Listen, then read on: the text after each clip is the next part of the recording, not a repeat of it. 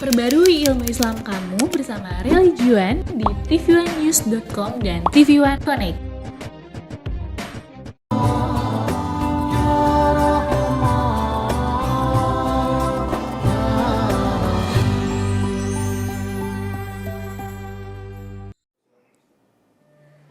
Assalamualaikum warahmatullahi wabarakatuh. Apa kabar?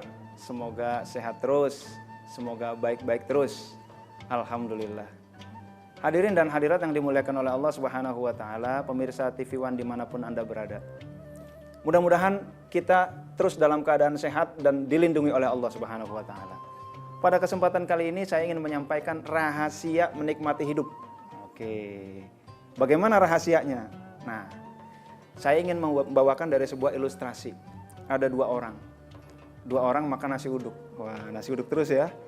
Nasi uduk, orang pertama makan nasi uduk dengan berkeluh kesah. Dua orang ini makan nasi uduk di tempat yang sama.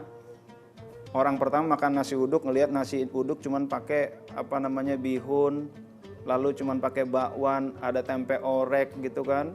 Cuman begitu doang. Dia makan nasi uduk berkata, nah ini nih. Lagi-lagi nasi uduk cuman bakwan doang. Lagi-lagi nasi uduk cuman pakai tempe orek. Kapan dong nasi uduk pakai rendang? Padahal belum tentu matching kan. Tapi pokoknya begitu deh. Ayam kayak jengkol kayak masa nasi uduk cuman pakai bakwan sama tempe orek doang. Wah, akhirnya dia makan nasi uduk. Orang kedua makan di samping dia. Nah, itu dalam hatinya begitu ya. Begitu. Orang kedua makan. Rupanya habis sama-sama olahraga, mereka bersahabat, lalu mereka makan di tempat yang sama. Orang kedua makan, lalu dia berkata dalam hati, Alhamdulillah, ini lagi lapar-lapar ada nasi uduk. Nggak usah pakai lauknya, nggak usah pakai rendang, nggak usah pakai ayam. Ini nasi uduknya aja dicium, udah wangi. Apalagi ada daun kemanginya di situ, ada sambal kacangnya, ada bawang goreng, waduh, ada bihun, ya Allah enak banget. Nah, saya mau tanya nih, para pemirsa TV One dimanapun Anda berada. Ini dua orang makan nasi uduk di tempat yang sama. Nasinya sama, berasnya sama, bumbunya sama, yang masak sama, waktunya serba sama, tapi kira-kira mana yang lebih enak? Orang pertama, lagi-lagi nasi uduk cuman pakai tempe orek. Yang kedua, Alhamdulillah, nggak usah pakai lauk, nasinya aja udah enak. Tebakan, mana yang lebih enak? Tentu orang kedua. Maka hadirin dan hadirat yang dimuliakan oleh Allah Subhanahu wa taala, kenikmatan hidup bukan tergantung fasilitas yang kita terima. Tetapi kenikmatan hidup tergantung rasa syukur kita kepada Allah Subhanahu wa taala. Orang pertama menikmati nasi uduk tetapi dengan berkeluh kesah. Nah, ini udah tanda-tanda berkeluh kesah nih. Maka apapun ketika jawabannya itu insya Allah nggak enak tuh. Gimana kerjaan lo? Apaan kerjaan begini? No, pekerjaan dia. Gimana bisnis lo? Bisnis begini. No, bisnis dia. Kerjaan langsung gak enak. Nasi uduk langsung gak enak, pekerjaan gak enak. Gimana rumah kabar? Apaan rumah bocor mulu.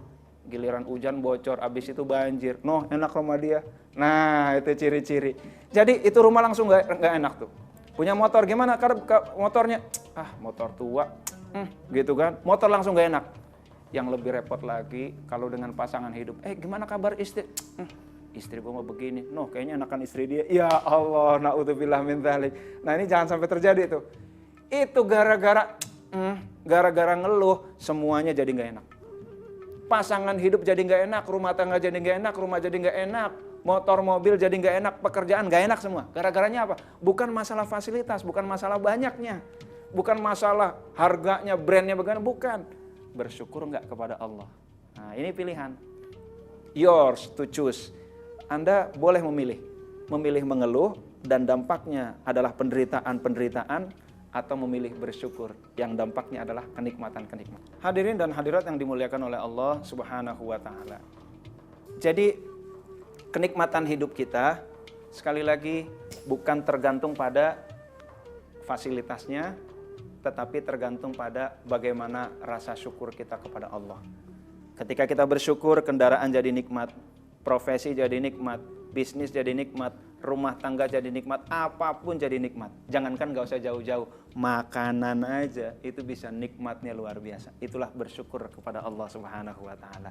Nah, hadirin dan hadirat yang dimuliakan oleh Allah, cuma sayangnya orang yang bersyukur itu sedikit sekali. Di dalam surat Saba ayat 13 Allah berfirman, wa qalilum min ibadiyasy syakur, sedikit dari hambaku yang pandai bersyukur.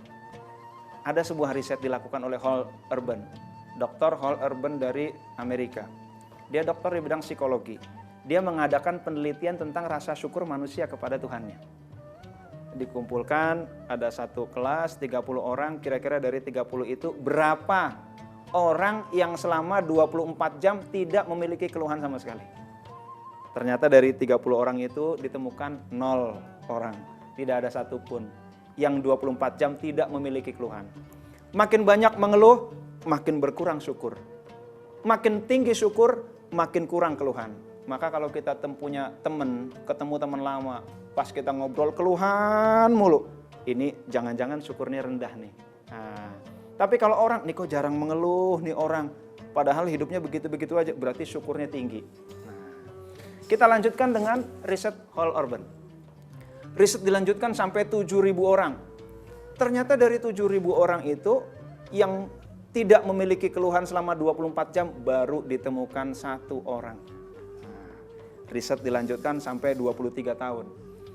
Ternyata setelah 23 tahun begitu banyak sampelnya, ternyata baru ditemukan 4 orang yang selama 24 jam tidak memiliki keluhan sama sekali.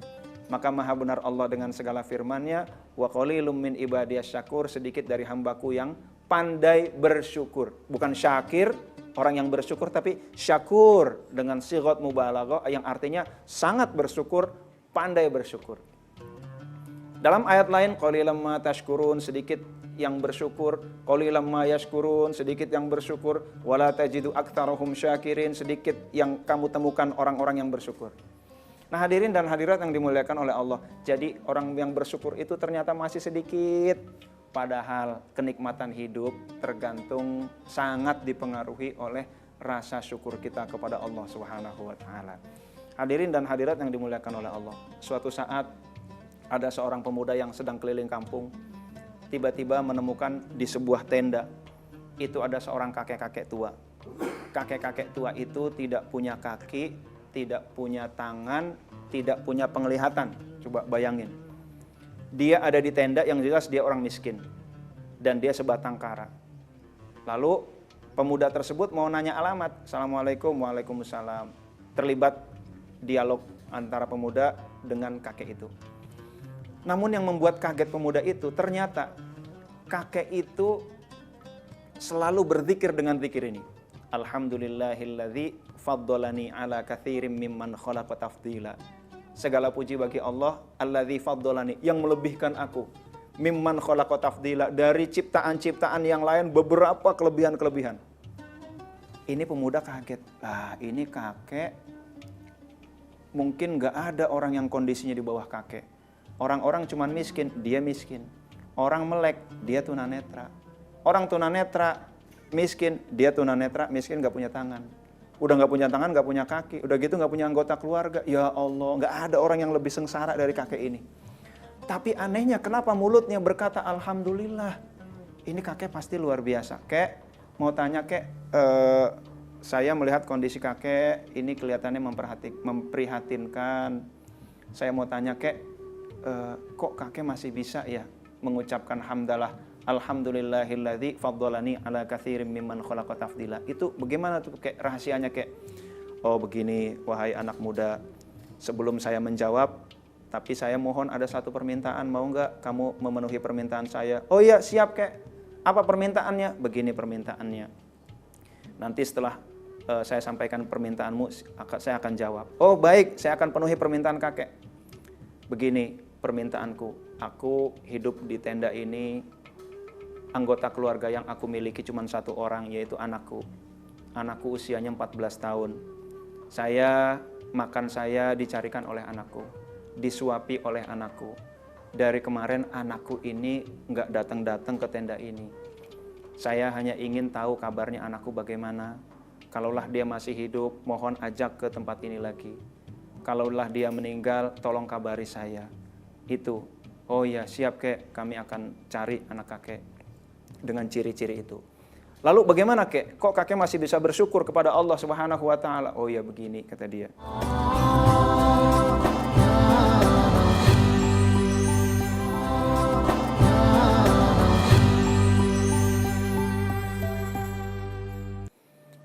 Anak muda, betapa banyak orang yang kelihatannya sehat tetapi dia tidak punya iman kepada Allah.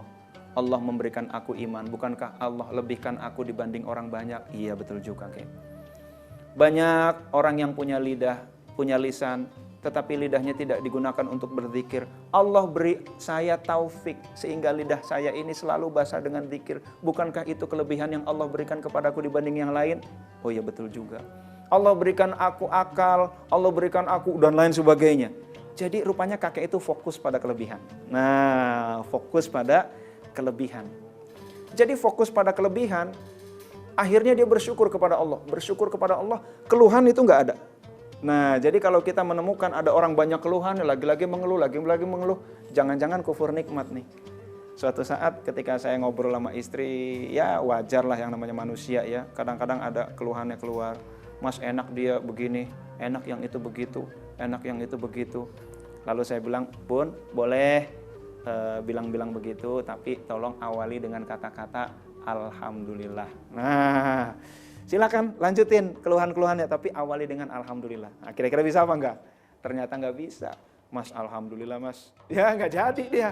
Udah bawaannya udah bersyukur aja. Nah hadirin dan hadirat yang dimuliakan oleh Allah, Abu Qilabah yang harusnya menjadi orang yang sangat sengsara. Mungkin kita tidak akan menemukan orang lebih sengsara daripada Abu Qilabah. Tapi dia masih bisa bersyukur kepada Allah Subhanahu wa taala. Lidahnya bersyukur terus. Singkat cerita, akhirnya pemuda tadi mencari anaknya, lalu cari kepada orang kampung. Oh, di sana kemarin yang ciri-ciri begitu kemarin naik ke bukit. Pas naik ke bukit, lalu dia tersentak. Ternyata ada burung bangkai yang berkerumun. Burung bangkai itu biasanya ada bangkai. Dia berharap, ya Allah, mudah-mudahan bangkai ini bukan bangkai anaknya kakek tadi. Setelah diusir burung bangkainya, ternyata bangkai itu adalah bangkai anak kurang lebih 14 tahun dengan ciri-ciri yang sama. Ya Allah, hancur hati dia. Bagaimana saya mau menyampaikan ke kakek?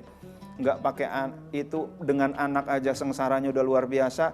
Apalagi tahu kalau anak yang menjadi tulang punggung kehidupan dia ternyata dipanggil oleh Allah. Alangkah menderitanya itu kakek. Gimana kakek, ya Allah, akhirnya pulang.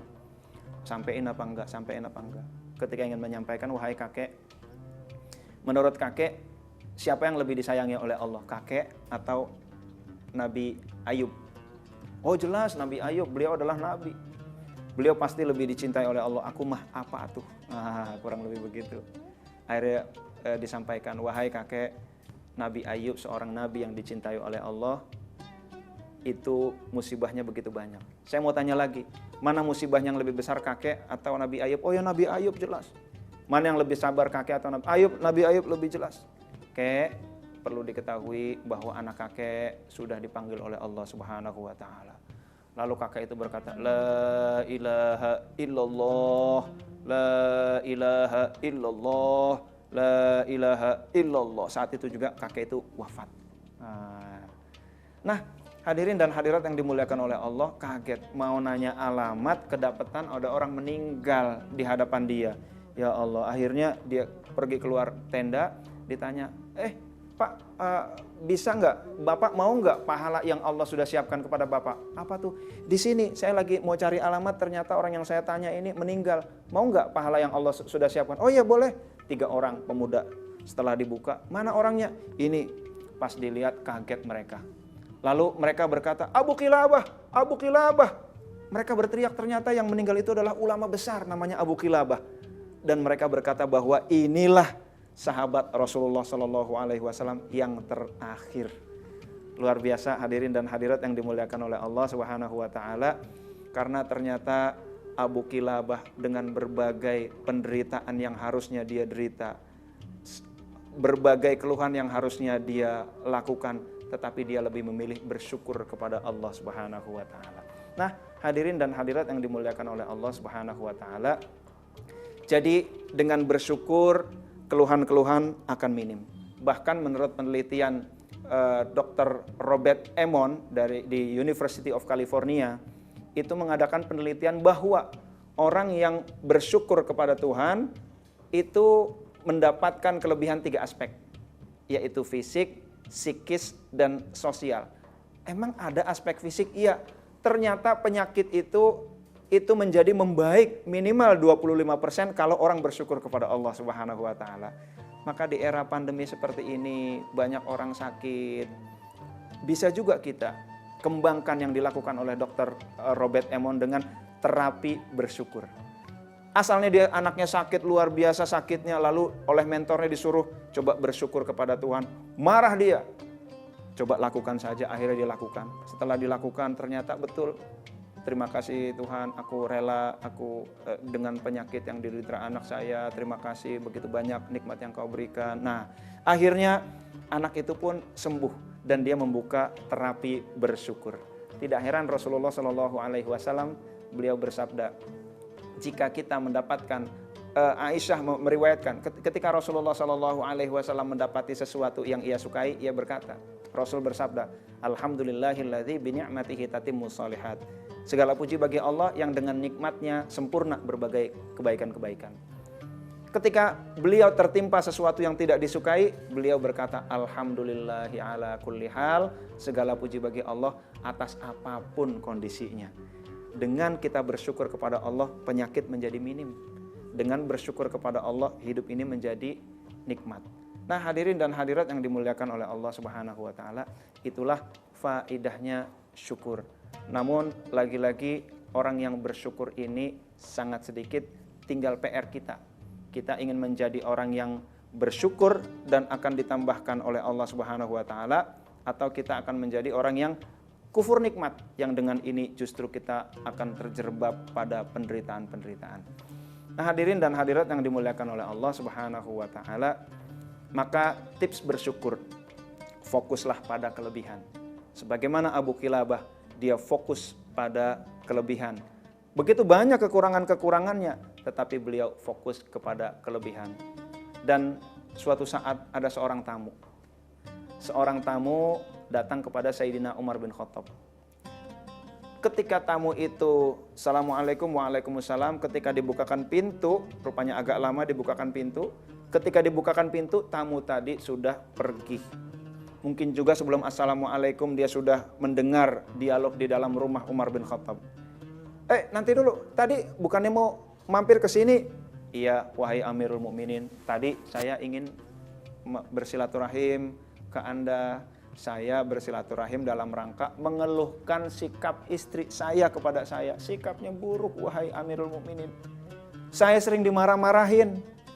Tapi saya mau mengadu kepada Anda. Anda sendiri lagi dimarahin istri. Sayyidina Umar bin Khattab, orang yang gagah perkasa, kekuasaannya luas, ditakuti oleh lawan. Tapi ketika dimarahin istri, dia tunduk. Nah, lalu apa kata Sayyidina Umar kepada tamunya tadi? Mas, gini aja deh mas, kurang lebih bahasa kitanya gitu. Apapun sikap istrimu padamu, maafkanlah karena 5 hal. Pertama, makanan yang kamu makan dialah yang masak. Nah, pemirsa TV One, zaman sekarang yang masak siapa? Istri apa pramuwisma? Kadang-kadang suami, loh kok saya beliin beras, berasnya masih utuh. Saya beliin daging, daging masih utuh. Oh ternyata pakai online dia belanjanya ya. Ya Allah, makanan online. Nah, hadirin dan hadirat yang dimuliakan oleh Allah. Yang kedua, ada 5 hal kata Sayyidina Umar. Yang kedua, pakaian yang kamu pakai dialah yang mencuci. Sekarang yang mencuci mesin cuci. Yang ketiga, ketika kamu pergi dialah yang menjaga hartamu. Sekarang yang menjaga bisa jadi security. Tapi ada 2 lagi pemirsa TV One yang dimuliakan oleh Allah Subhanahu wa taala. Maafkanlah istrimu karena dialah yang menjagamu dari apa yang diharamkan oleh Allah. Nggak bisa diganti sama yang lain. Dan yang terakhir, pesan Sayyidina Umar, maafkanlah istrimu karena istrimu adalah orang yang rela mengorbankan jiwa untuk memberikan keturunan kepadamu. Wah, luar biasa, nangislah itu tamunya Umar bin Khattab. Cukup, Amirul Mukminin, cukup. Pokoknya apapun sikap istriku, aku akan maafkan, wahai Amirul Mukminin.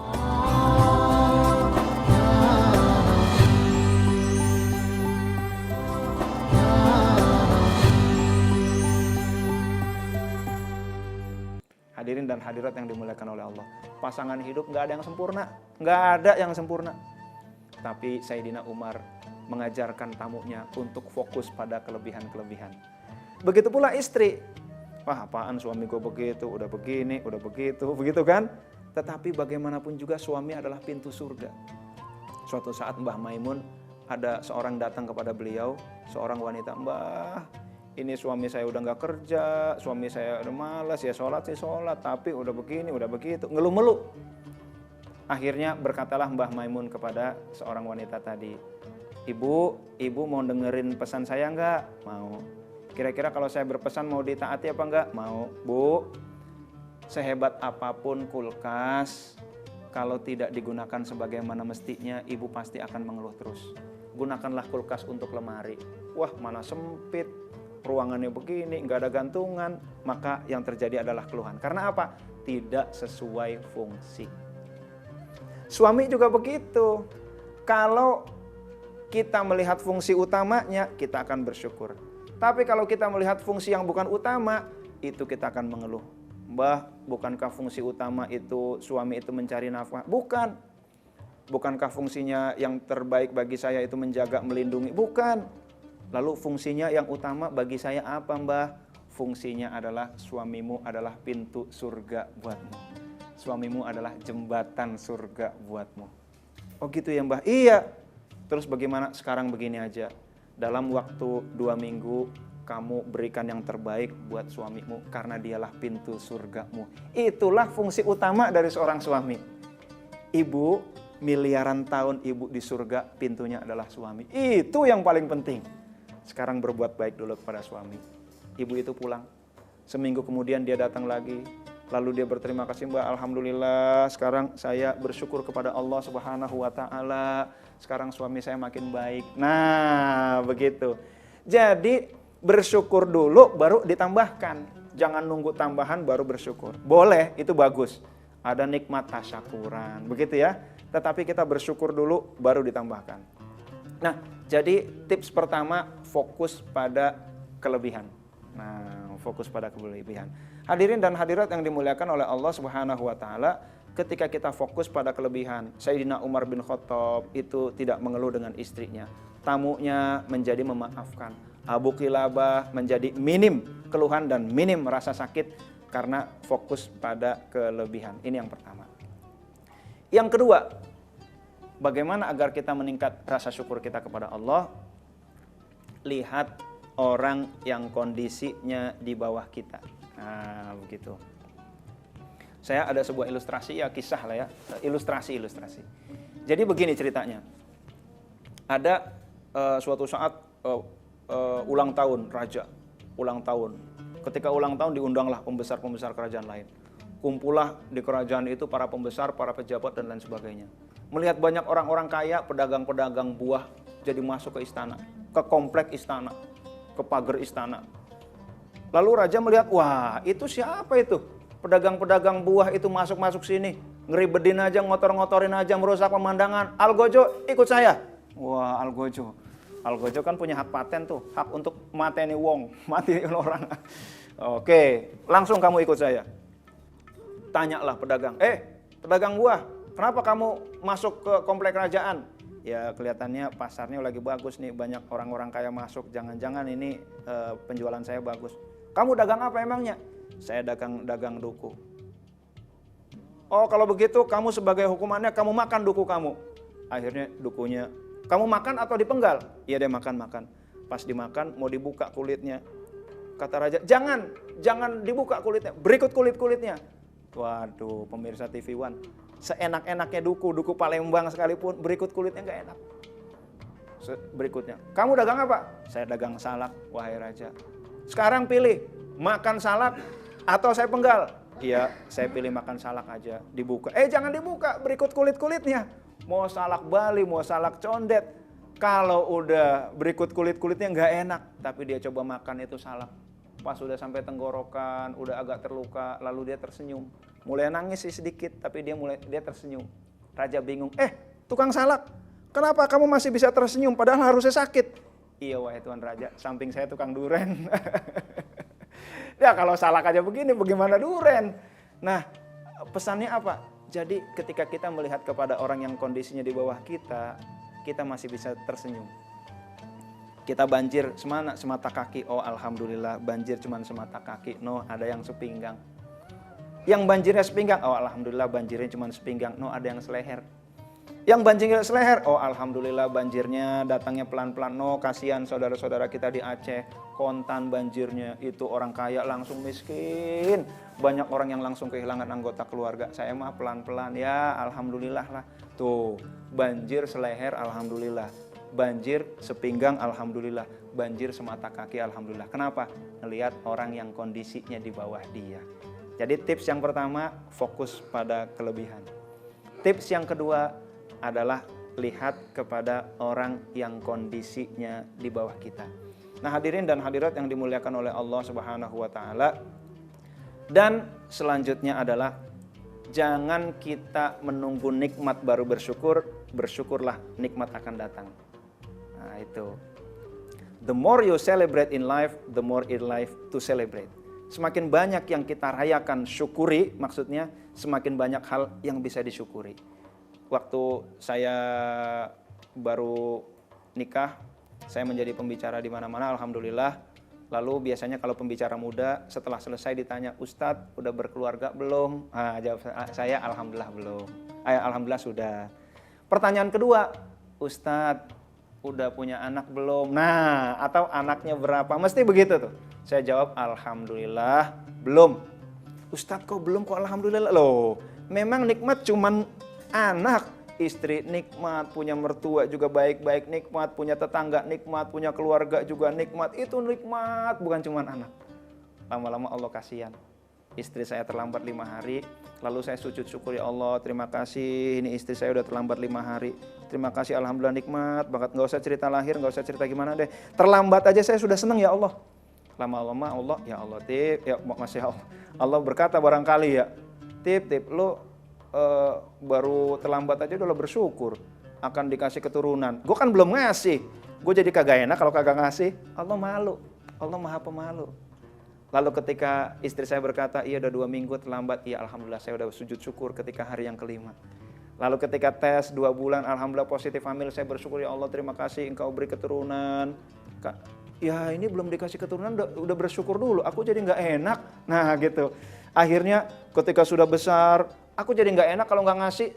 Ketika dicek ini belum tentu jantungnya hidup apa enggak, saya udah bersyukur lagi, ya jadi nggak enak. Akhirnya ditambah. 2 tahun kurang lebih kosong, tapi alhamdulillah ditanya belum. Alhamdulillah belum. Ini belum aja udah alhamdulillah. Gimana dikasih? Nah jadi begitu. Jadi jangan nunggu ada baru bersyukur. Bersyukur dulu baru ada. Nah insya Allah. Nah hadirin dan hadirat yang dimuliakan oleh Allah Subhanahu wa Ta'ala, maka kita fokus pada kelebihan. Rumah tangga kita lihat pasangan hidup kita, pasti banyak kekurangan, tetapi pasti banyak kelebihan. Fokus pada kelebihan pasangan hidup kita.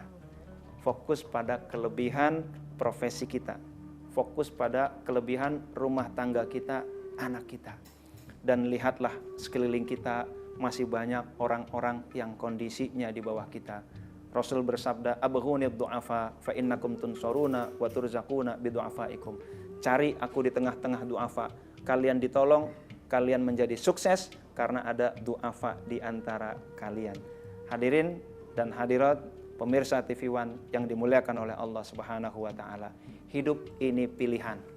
Kita memilih terjerembab di dalam keluhan-keluhan atau kita memilih kenikmatan yang Allah berikan.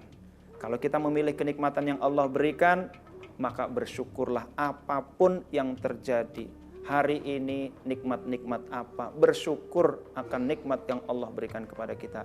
Nikmat masih dikasih hidup, nikmat masih dikasih nafas, nikmat punya ini, punya itu, dan lain sebagainya. Insya Allah ketika kita fokus pada kelebihan, ketika kita sering menyambangi orang-orang yang kondisinya di bawah kita, kita mudah-mudahan Allah jadikan sebagai hamba yang pandai bersyukur kepada Allah Subhanahu wa Ta'ala, yang dengan itu kita bisa menikmati hidup di dunia dan akhirat. Inilah rahasia kenikmatan hidup. Kurang lebihnya mohon maaf, terima kasih. Assalamualaikum warahmatullahi wabarakatuh.